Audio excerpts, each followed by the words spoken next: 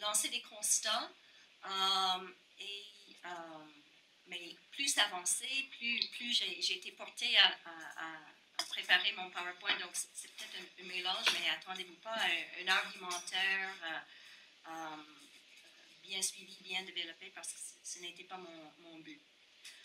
On est dans le contexte de la science citoyenne, donc les sciences participatives, surtout en lien avec des dispositifs numériques. Ces projets qui invitent les amateurs ou les non-scientifiques à participer à la science de différentes manières. Depuis 2009, Florence Millerand, moi-même, Serge Pou et d'autres ont étudié un certain nombre de terrains autour des sciences citoyennes participatives, surtout dans le domaine naturel, disons la botanique, l'entomologie, la mycologie, etc. Ce que le titre de la journée d'études, pour moi, a deux parties. Il y a la côté pluralisation de savoir, dont vous avez parlé beaucoup, et la côté concurrence de discours. Ce qu'on constate en sciences participatives, c'est que la concurrence des discours n'est pas si évidente que ça. Donc, je préfère parler de cohabitation que de concurrence, et vous verrez pourquoi à la suite des choses.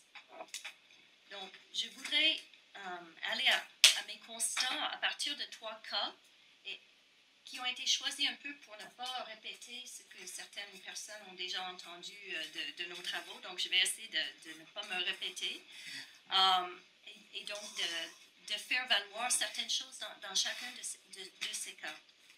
Donc, la première, sans plus tarder, la première, c'est mycoquebec.org. Donc, c'est la côté en ligne de l'activité du Cercle des mycologues de Montréal, une association naturaliste autour des champignons qui existe depuis une 50aine d'années, 60 même.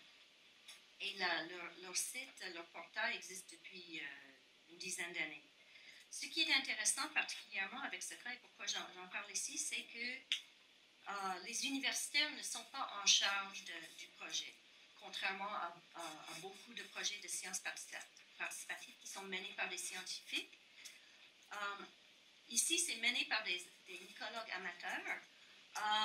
Pourquoi, disons, à partir des années 1970, dans l'étude des champignons, les analyses moléculaires ont révélé beaucoup de choses, disons, la parenté dans les familles de champignons ne sont pas si évidentes quand visuellement, on ne peut pas déterminer la parenté. Donc, à partir des années 70, quand on a commencé à faire des analyses de l'ADN, on s'est rendu compte que des champignons qui ont l'air très différents sont en fait de la même famille.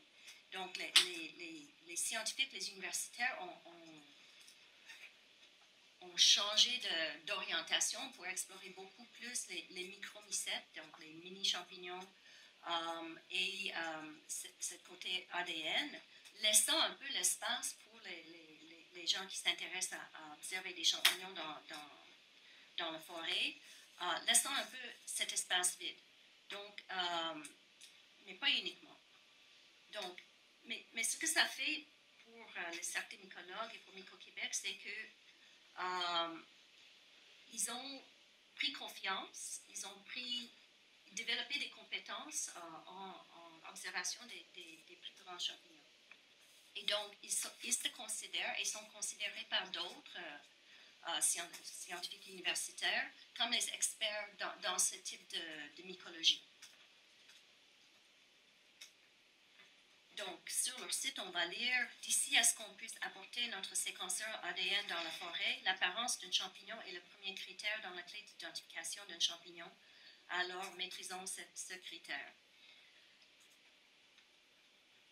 L'identification des champignons, qui est le but, et disons, classer ça dans les taxonomies, etc., est d'abord un processus collectif. Ce n'est pas associé à l'expertise d'un individu et très ancré dans la pratique. C'est l'idée de sortir sur le terrain, de faire des séances d'identification en groupe et d'apprendre par la répétition. Donc, des asymétries au niveau de l'expertise sont attendues. Donc, on ne s'attend pas à ce que tout le monde sache, soit expert, et la vocation apprentissage est très importante dans cette communauté-là.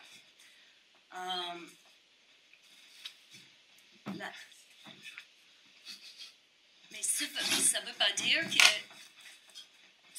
que mais quand même la science, disons, faire la science correctement selon les principes scientifiques est quand même la chose le moteur, disons. Ce n'est pas parce que c'est un groupe d'amateurs qu'on peut faire n'importe quoi. Et on va voir ça de différentes manières sur le site. Par exemple, on va utiliser les noms en latin des champignons, ce qui peut poser un problème pour les gens qui ne sont pas habitués aux noms en latin. On va classer ça dans les familles, etc. Donc la science est quand même le moteur. On veut identifier des spécimens. Donc ici, je vais vous montrer un dialogue qui a eu lieu sur le site autour de cette photo-là, de ces champignons-là, pour voir comment on détermine ça. Donc, l'amateur a posté cette photo, ce qui a déclenché la description suivante. Surtout la personne E, vous voyez des tumouches. Tumouche, c'est un nom vulgaire pour la Amanita muscaria varia gessawi. Vous voyez ça? Non. Celle de gauche ressemble plutôt à un autre type de champignon. Est-ce qu'il y a un mélange? Non, c'est pas facile la photo. Donc, il y a une petite pause de quelques heures. Ensuite, ils reviennent. Je les ai regardés sur un autre ordinateur et ce sont tous une autre détermination. Et encore plus tard, il dit, si la personne qui l'avait dit Amanita muscaria n'est pas d'accord, la règle est simple, il faut supprimer la photo. Alors, la balle est dans ton camp. Donc, il se rallie à l'opinion de eux et le tout se règle. Et eux concluent la discussion en disant, ce n'était pas une photo facile, mais le spécimen de gauche me fatiguait vraiment parce que je reconnais la couleur unique de Flavonica. Puis je suis allée grossir l'image et j'ai vu que la manette de droite... donc tu vois, c'est très scientifique comme discussion quand même, hein? Disons, aller voir les stries, aller faire l'agrandissement, etc. Ce que cet extrait nous montre, plusieurs choses. Toute proposition d'identification d'un spécimen va être appuyée par des preuves. Dans ce cas, la couleur unique de l'espèce, l'absence de stries. On voit bien que les ressources numériques sont mises à disposition, donc ça prend une certaine compétence technique, non seulement en photo, mais en utilisation de différents outils pour identifier à partir de photos. Aussi, l'ensemble de l'échange reflète un souci de maintenir des relations sociales. On s'exclame, on félicite, on remarque, on sourit. Donc, le ton est cordial. Ce n'est pas une confrontation d'idées, c'est plus cordial, si on veut, disons, dans le but d'avancer et arriver à la bonne solution. Enfin, on voit une référence aux règles du groupe autour de si on n'est pas d'accord, on va supprimer la photo, simplement. Donc, je vais passer, disons, si le but est scientifique, les savoirs de terrain sont quand même très importants. L'expérience sensorielle commence sur le site de la collecte. Disons, en forêt. Les gens vont collecter leurs champignons, ils vont les amener ensuite, typiquement, à une soirée d'identification. Ils ont peut-être collecté ça le samedi ou dimanche, là c'est lundi. Ils vont disposer leurs champignons et c'est tout équipé pour que collectivement, ils vont faire le tour, ils vont voir quels champignons, etc. Et à la fin de la soirée, on va jeter tous les champignons parce que l'idée, ce n'est pas de les manger, c'est de les identifier. Donc, je ne sais pas si j'ai mis ça sur... Non, attends. Donc, je vous lis une citation de quelqu'un. qui parle de l'importance de ces savoirs de terrain. Il dit, il faut les toucher, il faut les sentir. Ce n'est pas des choses que tu peux voir dans les livres. Disons que dans un livre, il est écrit que les lépistes ont des lames qui se détachent facilement du chapeau, donc des parties de champignons. Mais quand il fait froid, c'est pas vrai. Donc, et ça, c'est pas écrit dans les livres. Donc, on peut se fier aux livres, mais il faut aussi se fier aux connaissances acquises par l'expérience et par l'échange avec d'autres. Parce que ce que j'ai pas lu, disons, un tel m'a dit que quand il fait froid, etc. Donc, l'apprentissage est important, la curiosité, toutes ces valeurs scientifiques, mais ils ne sont pas nécessairement actualisés de la même manière qu'un universitaire scientifique pourrait le faire. L'apprentissage est important, non seulement l'apprentissage autour des champignons, mais aussi l'apprentissage autour des outils à disposition, qui, dans ce cas-ci, il y a les nouveaux outils la photographie, la discussion en ligne. Donc, le dispositif en ligne est important parce que ça étend l'action de collectif, ça permet de faire ça en temps distribué. Les discussions sur la plateforme ont en plus un gros avantage, c'est qu'ils sont une archive permanente et textuelle, non seulement de la détermination d'un champignon, mais aussi du processus qui a mené à ce résultat. Donc, les gens peuvent retourner, consulter les discussions et voir la logique qui a suivi. Et ça ouvre aussi d'autres possibilités, comme... et c'est là où on voit le côté un peu amateur et scientifique qui coexistent. Pour les gens qui ne comprennent pas, qui ne connaissent pas déjà les noms scientifiques des 3000 types de champignons qu'il y a au Québec, le site et l'exploration par catégorie latin, etc., peut être très difficile. Donc, le site, depuis 2017, ont répondu à ça en proposant une nouvelle manière de recherche, plus par description, donc, plus par les tags, disons. J'ai devant moi un champignon qui est rouge, qui a des taches blanches, donc je peux taper rouge et taches blanches et avoir quelque chose. Alors qu'avant 2017, il fallait savoir le nom pour trouver ce champignon. Il y a aussi, depuis peu, une section débutant sur le portail qui permet qui ne contient pas 3000 champignons, mais les 335 espèces les plus communes, et qu'on peut identifier à partir d'une sorte d'arbre décisionnel. Elle a des tâches ou elle n'a pas des tâches. On dit oui ou non, ensuite on passe à la prochaine chose, etc. Et on arrive à la fin à quelque chose qui éventuellement va nous amener à la base de données et à la fiche de ce type de champignon. Mais dans ces choses-là, on voit la coexistence des savoirs scientifiques et aussi des efforts d'adapter ça et de rendre ça plus facile pour les gens qui n'ont pas toutes les acquis. Je vais passer à la prochaine cas, qui est l'herbier Marie-Victorin à Montréal, pour parler plus du rapport sensible à l'objet. Ce qu'on a vu dans ce cas, qui est aussi vrai avec les champignons, c'est que, bien sûr, les scientifiques, ils ont des rapports intenses avec les objets naturels. Disons, un tel va être passionné par un type d'herbe ou un autre par les orchidées ou quelque chose. Mais de manière générale, la question du rapport sensible en science est souvent occultée. Disons, les scientifiques, ils ne mettent pas de l'avant leur attachement à leurs objets. Ils vont mettre de l'avant d'autres choses. Les amateurs n'ont pas cette pudeur. Merci. Merci. Donc, par exemple, pour certaines, ils vont avoir un attachement à leurs objets qui est essentiellement esthétique.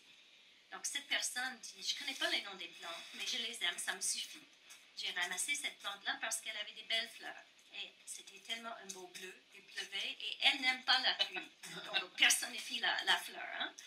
J'en ai ramassé d'autres aussi qui sont plus communes que j'ai trouvées jolies. Donc, sa raison principale de ramasser la fleur, c'était pour sa beauté. Mais il se trouve que cette fleur qu'elle a ramassée était très rare.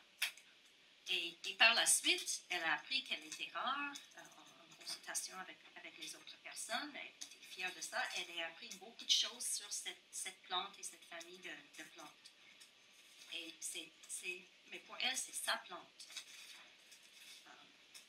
D'autres personnes vont avoir des intérêts plutôt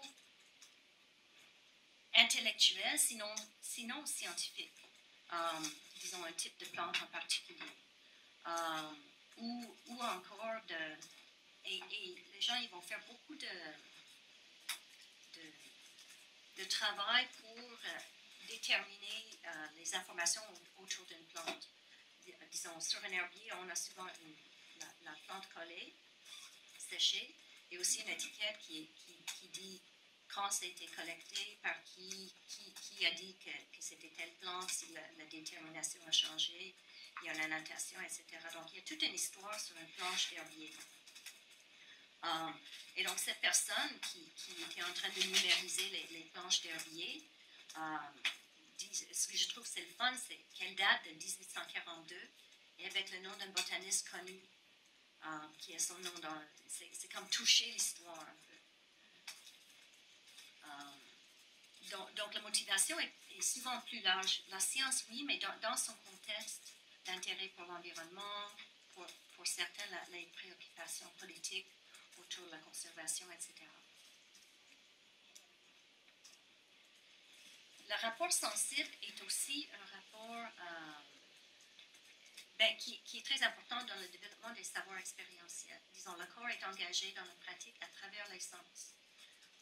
Ici, on a quelqu'un qui est en train de monter des planches, une planche pour l'herbier, et ce qui demande beaucoup de dextérité, qui demande tout un type d'équipement. Donc, on voit les poids différents, les types de cols différents, les spatules différentes, etc.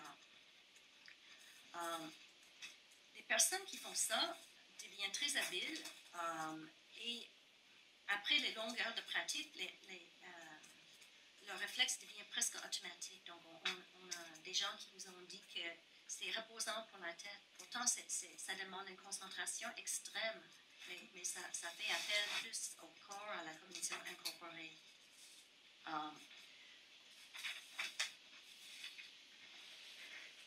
Donc, la personne qui est ici en train de monter la plante, disons, son savoir expérientiel sur comment on monte des planches d'herbier, qui est une composante très importante de la botanique parce que c'est la matière de base par la suite. Elle a développé un manuel d'aide pour les autres bénévoles qui font la même tâche. À partir des visites sur Internet sur comment ça se passe dans d'autres herbiers, ayant visité d'autres herbiers. Donc, elle est devenue comme un expert en montage et développé ce manuel avec les techniques suggérées, adaptées spécifiquement au type de spécimen qu'il y a dans cet herbier-là. Disons, ils sont pas trop vieux, disons, on n'a pas des spécimens qui ont 300 ou 400 ans comme ce qu'on pourrait avoir en France. Donc, ça ne demande pas nécessairement les mêmes techniques. Et donc, ces savoirs sont consignés par les amateurs et enrichis à partir de la première version, enrichis par tous, disons. La dernière mouture de ce manuel contient des sections sur les cas d'exception. Disons, on a déjà rencontré tel type de problème, voilà comment on le résout.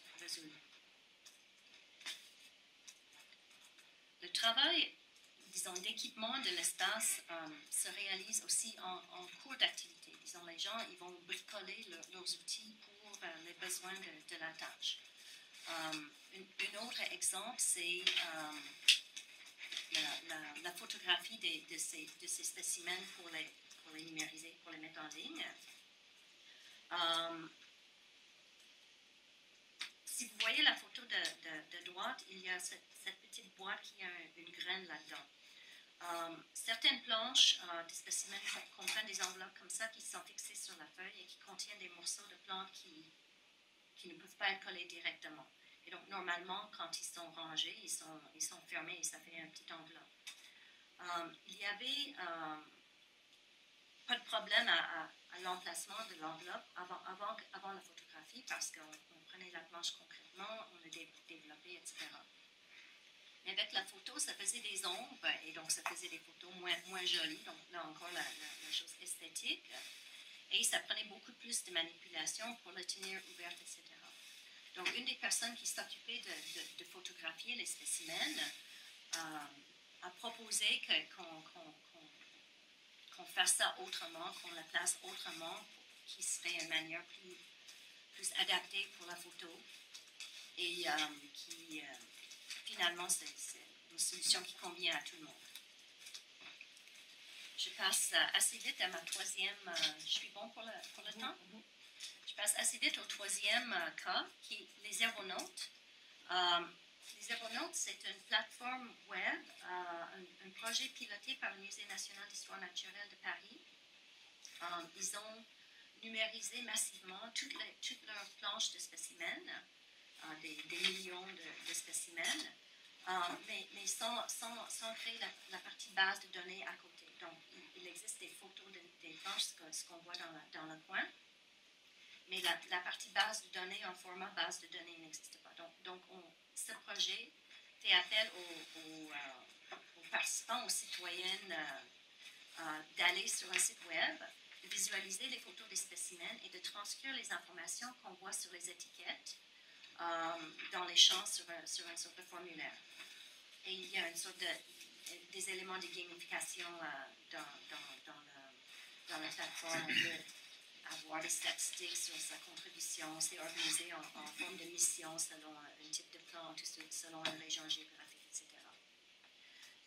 Et n'importe qui peut participer en ligne. Disons, ça peut être un enfant, ça peut être un expert botanique. Tout le monde est regroupé dans la même étiquette contributeur. Mais avec cette diversité de participants, la question de comment évaluer la justesse des contributions et comment se négocier l'expertise devient importante. Donc, quand deux personnes ne consignent pas les mêmes informations sur un champ donné, par exemple la région ou le pays de provenance de la plante, quand deux personnes ne consignent pas les mêmes informations, un conflit d'interprétation est déclenché. Et ce sera discuté sur la page spécifique du spécimen. Ici, on voit l'image du page du spécimen.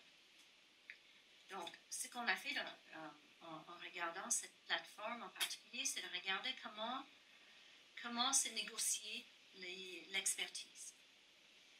Et on a décidé, déterminé qu'il y avait 3 grandes stratégies pour faire valoir ou négocier son expertise. Donc, premièrement, de faire référence à une source d'autorité externe, disons, soit une autorité, une connaissance commune que quelqu'un aurait, par exemple, Yersinia est le nom latin pour la forêt noire, etc. Et donc, ça va être ça. Il y a aussi des sites web, disons, l'index des botanistes qui va dire telle personne était active en Mexique en 1865, par exemple. Donc, la première chose, et la plupart des conflits se résolvent assez vite avec ce type d'information. Mais il y a des fois des choses qui sont un peu plus compliquées, où ça demande plus d'interprétation. Disons, dans la citation ici, ce qu'on voit, c'est que des gens qui ont des éléments d'une casse-tête et qui vont travailler ensemble pour essayer de trouver la bonne détermination, de trouver la bonne information. Donc on cherche toujours la bonne information. On n'est pas dans le registre des émotions, on est dans le registre scientifiquement, c'est quoi l'information exacte. Donc cet extrait qui porte sur un type d'orchidée avait 46 messages par 9 personnes différentes. Donc il y a juste un petit bout ici, là, pour essayer de déterminer c'est qui a écrit l'étiquette. Donc, on voit qu'ils font référence à des sources externes, soit externes ailleurs, ou d'autres décisions qui ont déjà été prises sur d'autres planches qui existaient déjà dans le site des aéronautes. Et, disons, on était son argumentaire avec les références concrètes à différentes choses.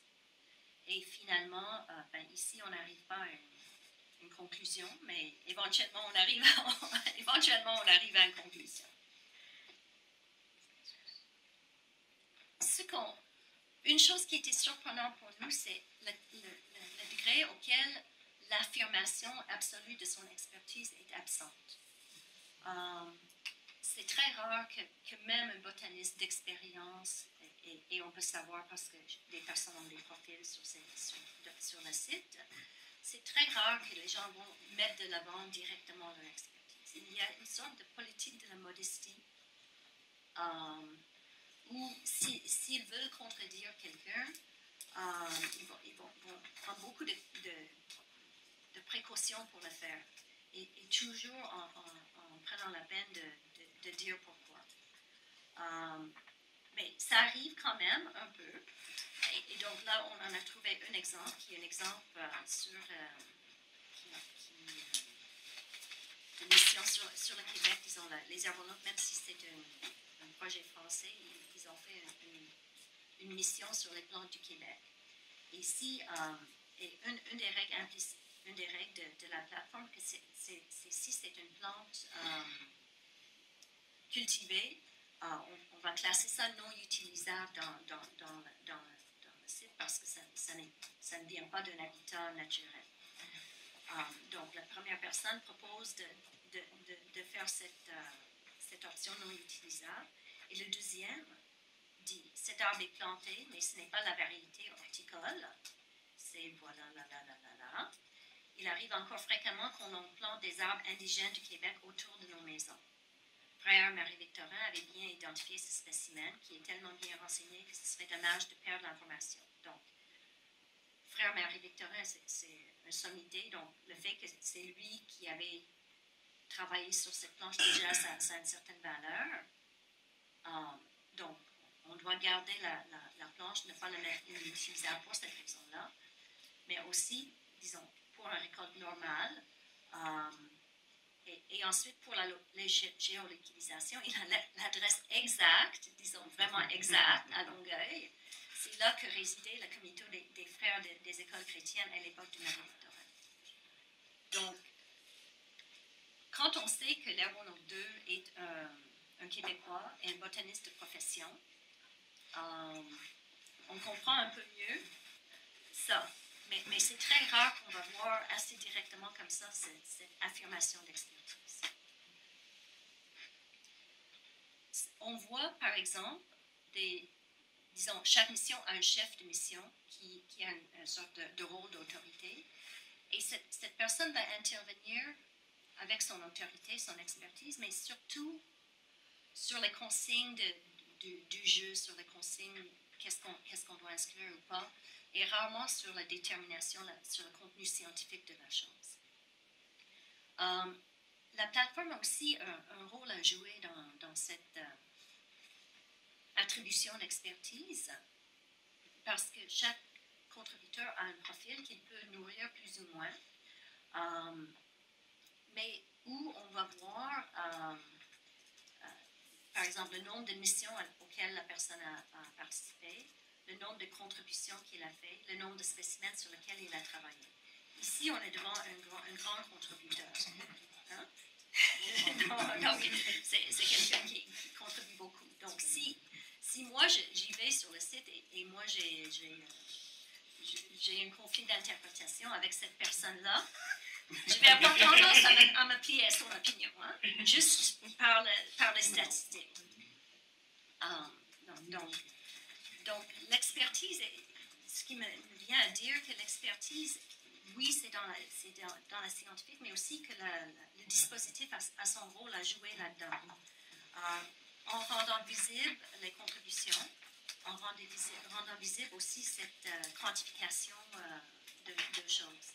Mais ce n'est pas les personnes elles-mêmes qui vont faire valoir leur expertise, mais la plateforme l'a fait pour eux de manière agglomérée, agrégée. Alors, les critères d'expertise qui sont affichés, Sherlock, finisseur, coût, tout ça, c'est l'utilisateur qui les indique? Ah non, ça c'est des badges. Ça, c'est des badges qu'on gagne, parce que c'est un jeu. Hein?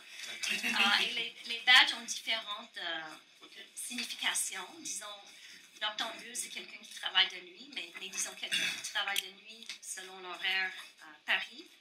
Donc ici, les Québécois contributeurs sont beaucoup nocturnes.